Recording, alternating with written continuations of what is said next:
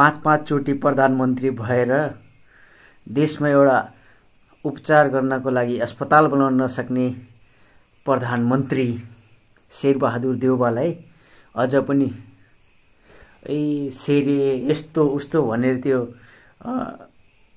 के भन्छ नाराबाजी गर्ने, शेरेको तारिफ गर्ने ती रण्डेका छोराहरू खाते न आफ्नो आमाको छोरा र छोरी बन्न सकिस् न देशको बन्न सकिस्, त मुजीहरू त्यसैको तारिफ गर्दै बस।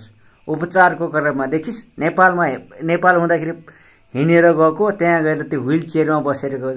त्यस्ताको त जस्तो चुतियाहरूले तारिफ गर्नु भनेको यो देशको सबैभन्दा तिनीहरूभन्दा नि त चाहिँ भ्रष्ट होस्, बुझिस् कि नै?